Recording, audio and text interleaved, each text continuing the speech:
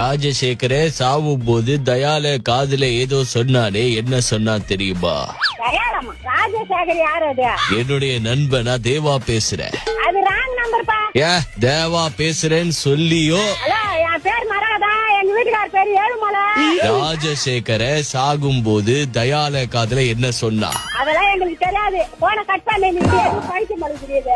ஆயா, நான் power house போட்டேன்னாக்கா உங்களை முடிச்சு கட்டிடுவேன். சரி சரி முடிச்சிடு. பவர் ஹவுஸ்னா என்ன தெரியுமா உங்களுக்கு? தெரியாதே. துப்பாக்கியா? துப்பாக்கி இல்ல, சருக்க. சருக்கா? ஆ, சருக்கு போடுவியா?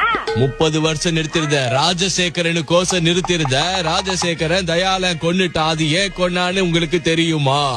எங்களுக்கு தெரியாதே. சொல்லு, தெரிஞ்சுக்கிறான். நெஞ்சிலேயே குத்துனா தயால ராஜசேகர. குச்சி சாவச்சிட்டானா? அதுக்கு முன்னாடி ராஜசேகரன் தயால காதுல ஏதோ சொன்னா. உங்ககிட்ட பேசணும். அது யாரு?